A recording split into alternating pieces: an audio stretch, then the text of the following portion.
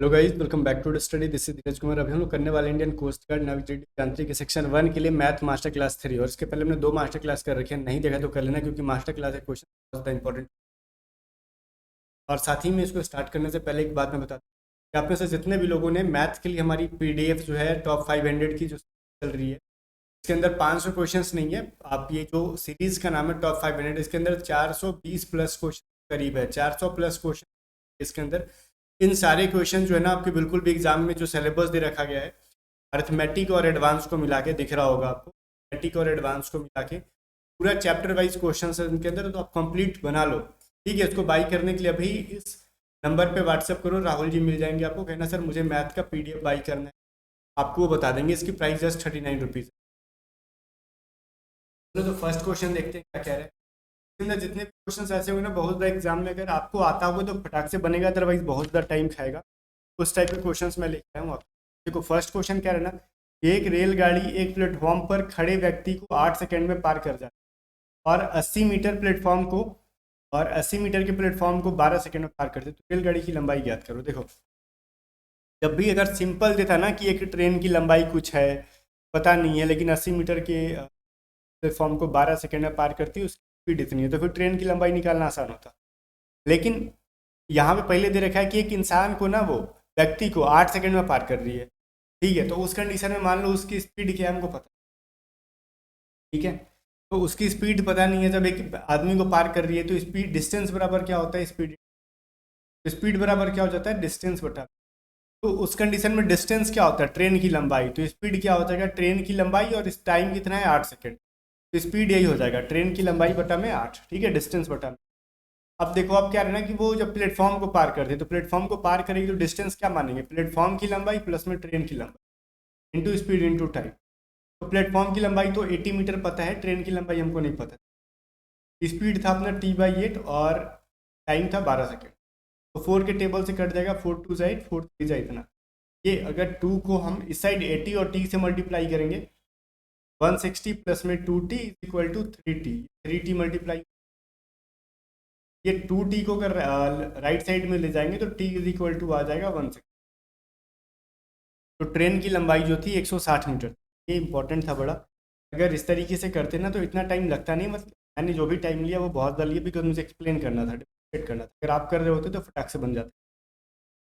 आगे देखो, question number 2 है कि एक वस्तु का विक्रय मूल्य 24 रुपीज़ है, यदि उसका क्रय मूल्य और हानि का प्रतिशत समान हो तो वस्तु का हानि प्रतिशत ज्ञात करो। देखो ये बहुत ईजी लग रहा है देखने में, बट अगर बेसिक से चले तो लंबा जाएगा। लास्ट में इसका सोल्यूशन बताऊंगा कैसे शॉर्टकट करना है, शॉर्टकट कैसे बनाना है। तो देखो यहाँ पे सेलिंग प्राइस दे रखा है 24 रुपीज़, और कह रहा है कि अपने को देखो क्रय मूल्य और हानि का प्रतिशत सेम है। जो कॉस्ट प्राइस है ना वही लॉस का प्रतिशत है।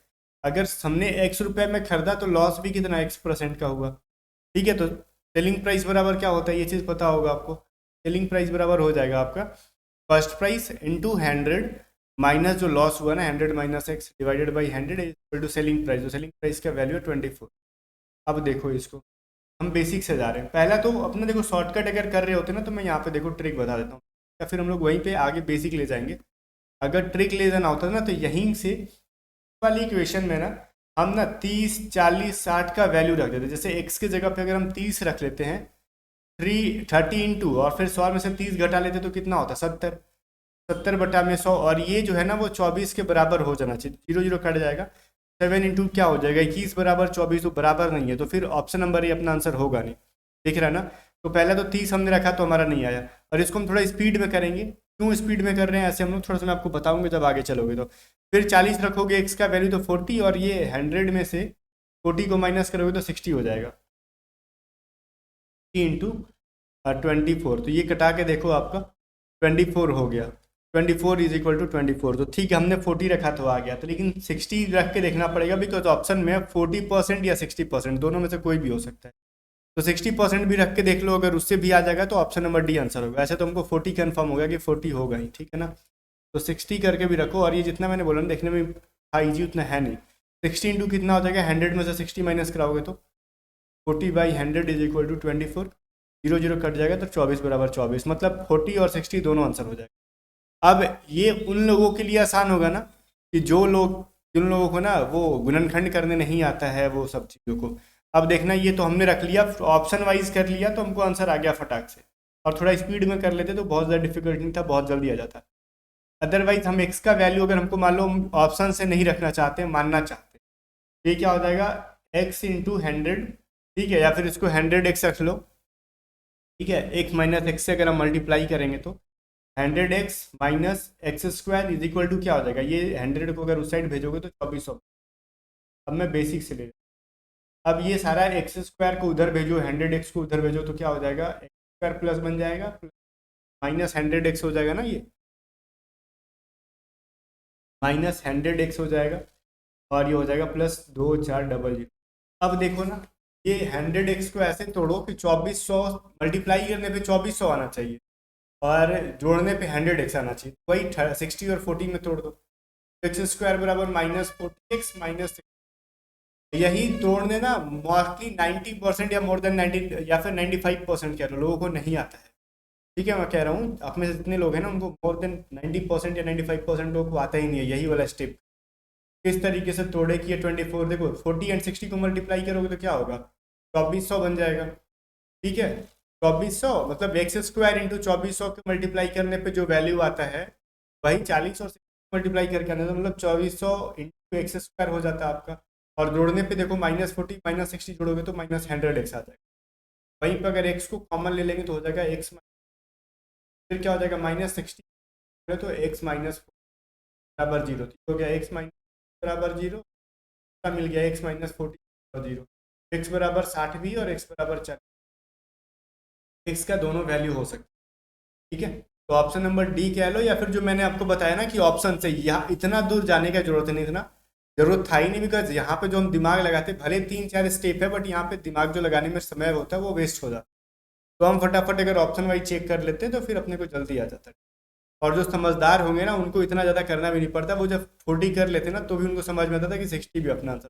कैसे, क्योंकि एक साइड अगर x को हम 40 रखते भी हैं, दूसरी साइड ऑटोमेटिकली 60 मिल जा रहा है, बिकॉज 100 में से माइनस करोगे तो 40 तो 60, वो समझ जाते हैं कि को भी रखेंगे तो गेम होता है। वो सभी चीज़ें प्रैक्टिस पे आ जाती है। क्वेश्चन नंबर 3 देखो क्या है। क्वेश्चन नंबर 3 कह रहा है कि एक वस्तु का मूल्य 300 रुपये में, एक वस्तु का मूल्य जो है 360 रुपये में, बेचने पर उसे 10% का हानि होता है। यदि उसको 20% लाभ कमानी तो वस्तु को कितने रुपये में बेचेगा। मान लो किसी चीज़ को 10% लॉस पे बेचेंगे तो वो कितना, मतलब एक्स का 90% लगा रहे हो कोई चीज़, 10% लॉस, देखो या फिर छोड़ो हटाओ, किसी चीज़ का 90% लॉस का मतलब यही हुआ ना 10% में, 90% का वैल्यू 360 है, तो 100% का वैल्यू कितना हो जाएगा, तो 60 बटा में 90, 100, ये 4 बार में कट जाएगा। तो मान लो उस चीज़ का वैल्यू जो है कॉस्ट प्राइस है 400 रुपये, ठीक है। 100% तो वही है ना कॉस्ट प्राइस, हमने जो खरीदा था 100% पे से % पे बेचा 10% लॉस पे, का वैल्यू अपने को है ना, तो कॉस्ट प्राइस है 400। तो अगर इसको हम 20% प्रॉफिट कमाना चाहते हैं, चलो 480 रुपया में बिक जाएगा ये। ऑप्शन नंबर डी जो है करेक्ट आंसर है। बहुत ज़्यादा फार्मूला रखने की जरूरत नहीं है, कॉस्ट प्राइस बराबर इतना सिंपल सा लॉजिक लगा। देखो 10% का लॉस मतलब 90% पे बेचा, 90% का वैल्यू 360 है, तो 100% जो हमने इन्वेस्ट किया उसका वैल्यू क्या था, तो 60 बटा 90 इंटू 100, कॉस्ट प्राइस 400, तो 400 बढ़ा लेते हैं। 4 नंबर क्वेश्चन देखो, एक व्यक्ति किसी काम को 15 दिन में कर सकता है। यदि 15 व्यक्ति अधिक होते तो काम करने में 3 कम लगता। कितने व्यक्ति थे, मान लो शुरू में ना एम मैन थे, पता नहीं है, तो इस काम को 15 डेज में कंप्लीट कर, अगर वो 15 व्यक्ति और होते मतलब एम हो जाते, 3 दिन कम में कर देते, मतलब 15 दिन की जगह पे 3 दिन घटा लो, 12 दिन में कंप्लीट कर देते। 3 के टेबल से घटाओ 5 टाइम, 5m बराबर क्या हो जाएगा, 4m प्लस में m बराबर क्या हो जाएगा 60। अगर यही 4m को अगर लेफ्ट में ले जाएंगे तो माइनस हो जाएगा। सिंपल सा लॉजिक था यहाँ। क्वेश्चन नंबर 4 देख रहे हो, ए एक काम को 6 दिन में तथा बी उस काम को 9 दिन में पूरा कर सकता है। ये 2 दिन तक एक साथ काम करते हैं, तो अब कितना हिस्सा काम बचा है। ये सिंपल क्वेश्चन नहीं है कि जैसे ए ने 6 दिन में काम कर सकता है 9 दिन में कर सकता है, तो दोनों कितना दिन में कर सकता है, पहले तो निकाल लेते थे ना, 9 बटा में 9, 3 18/5 डेज में वो पूरा काम को कंप्लीट कर। इन्होंने 2 डेज में कितना किया काम, 2 डेज में कंप्लीट कितना किया, 18/5 सॉरी उल्टा करते हैं ना इसको हम लोग, एक दिन में क्या कर लेंगे, जैसे पूछता है ना कि जब भी ये टोटल डेज है ना तो काम निकालते हैं तो कैसे कर लेते हैं, उल्टा कर लेते हैं। 5/18 काम करें एक दिन में तो 2 दिन में कितना, 5/9 काम कर लेंगे 2 दिन में, तो रिमेनिंग कितना बचा, रिमेनिंग मतलब रिमेनिंग होता है ना जैसे कितना शेष बचा, ठीक है। तो हम 2 में से कितना मतलब 5/9 काम कर लिया हमने, बचा है कितना काम, 1 में टोटल एक काम था ना, घटा लो तो 4/9 काम बचा। ये सभी टाइम एंड वर्क वाली चीज़ के अंदर हमने पढ़ा था बहुत बेहतरीन तरीके से। आई होप कि अब तो क्लियर हो गया होगा। अब एग्जाम आ गया तो अब क्लियर तो कब होगा, ठीक। आगे देखो 6 नंबर क्वेश्चन है, the easiest of the series का सबसे इजीएस्ट क्वेश्चन है। और कुछ लोग ना इसको ऐसे बनाते हैं, रेशियो बी बराबर 3:4, बी रेशियो सी बराबर 8 रेशियो।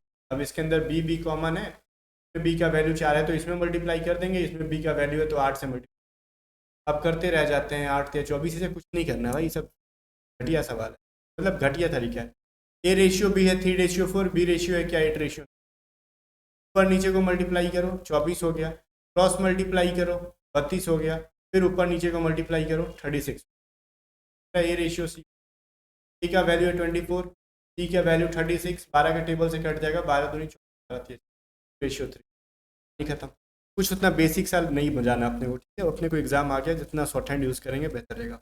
आगे देखते हैं 7 नंबर क्वेश्चन क्या कह रहा है, सुनो। 7 नंबर क्वेश्चन कह रहा है कि एक नाव जो है धारा की दिशा में, मतलब डाउन स्ट्रीम जा रहा है अगर धारा की दिशा में, तो 24 किलोमीटर 2 आवर्स में कंप्लीट करेगा, तो डाउन स्ट्रीम उसका स्पीड क्या होगा। 24 किलोमीटर 2 आवर्स में जा रहा है तो वो 12 किलोमीटर पर आवर जाएगा, वो डाउन स्ट्रीम धारा की दिशा में, ये है उसका। और अप स्ट्रीम क्या कह रहा है, मतलब धारा की विपरीत दिशा में, धारा की विपरीत दिशा में 8 किलोमीटर की दूरी 4 घंटे में, डिस्टेंस बटा में क्या कर लोगे, टाइम कर लोगे तो जाएगा 2 किलोमीटर पर आवर। अब पूछ रहे ना कि धारा का वेग बताओ, स्पीड ऑफ स्ट्रीम क्या हो जाता है, स्ट्रीम का स्पीड पूछ रहा है आपसे, ये हो जाता ना E-U/2। वहीं पे आपसे ना सेलर का पूछता तो D+U/2। ये सभी चीज़ें मैंने ना जो देखो, ये सारा कंसेप्ट मैंने समझा रखा उस PDF के वीडियो सोल्यूशन। 12 - 2 बटा में ये हो जाएगा 10/2 बराबर 5, ठीक है। देखो मैं एक चीज़ आपको बता रहा हूँ, अगर आपका ना बोट एंड स्ट्रीम बहुत ज़्यादा अच्छा नहीं और आपके पास टाइम, तो इतना ना आपको बहुत ज़्यादा कहीं से प्रैक्टिस, इस PDF के अंदर जो मैंने बोट एंड स्ट्रीम बता रखा है, रुको मैंने स्टार्टिंग में बताया था, इसके अंदर देखो 13 चैप्टर में बोट एंड स्ट्रीम दिख रहा होगा आपको यहाँ, और मैं पेन का कलर चेंज। अब इसमें क्या ना, इसके अंदर आपको बोट एंड स्ट्रीम है, तो पूरा इसे क्वेश्चंस को बनाओ, कहो सर पढ़े ही नहीं है, तो मैंने बताया नहीं एक चीज़ कि आपको पूरे क्वेश्चंस का वीडियो सॉल्यूशन मिल जाएगा। जैसे मैं ये क्लास जैसे करा रहा था ना, एक क्वेश्चन को सॉल्व कर रहा था, उस तरीके से इस PDF की, जैसे मान लो मैथमेटिकल सिंप्लीकेशन खत्म होगा तो इसका आंसर की दे रखा है पहला का ABC, और नीचे में एक वीडियो का लिंक दे रखा होगा। उस लिंक से ना इस पूरे इसके अंदर जितने भी क्वेश्चंस हैं, जितने क्वेश्चंस हैं, सबके सबका क्या होगा, सॉल्यूशन इस तरीके से चलेगा जिस तरीके से मैं ये सॉल्व कर रहा था उस तरीके। तो जितना भी बोट एंड स्ट्रीम का है ना, एटलीस्ट उतना देख लेना, पूरा फार्मूला आपके दिमाग में आ जाएगा, और किस टाइप, बस इतना काम कर लोगे आप लोग तो आपका काम। ये क्वेश्चन नंबर 8 क्या कह रहा है कि यदि कोई साधारण ब्याज जो है, साधारण ब्याज, यदि कोई साधारण ब्याज से 3 वर्ष में 3,720 रुपये हो जाता है, तो 5 वर्षों में 4,200 मूलधन ज्ञात करो। पहले तो 3 साल में जो बन रहा है वो 3,720, और 5 साल में 4,200। ये 3 साल से 5,000, 5 साल होने में कितना गैप लगा, 2 साल का गैप लगा, ठीक है। तो 2 साल के बीच में का टोटल अमाउंट कितना है अपने को, 2 साल का इंटरेस्ट कितना होगा 4, ये 4200 में 1,700 साल हो गए, तो कितना 8 8 9 10 400, 2 ईयर्स का क्या हो गया, SI हो गया, ठीक है। तो 1 ईयर का SI कितना हो जाएगा, तब मुझे 2 से डिवाइड कर दो, 1 साल का SI इतना लगता है, मतलब 3 साल का जो अमाउंट था ना, अमाउंट अपना था 3,700,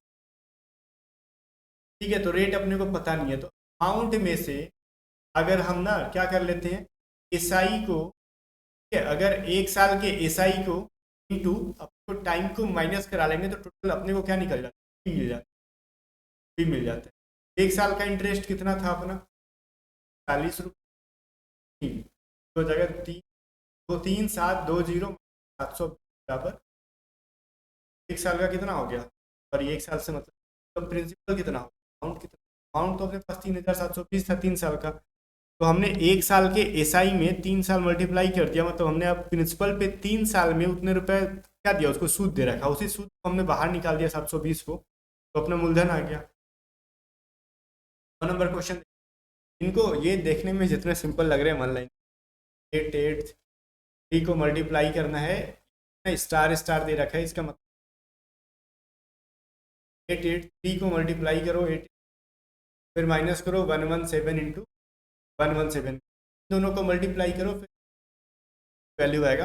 लाइक इनको मल्टीप्लाई करोगे 779 आएगा, मेरे को याद हो गया, मैंने 689 हो जाएगा, इसको मल्टीप्लाई कर दोगे ये हो जाएगा 76600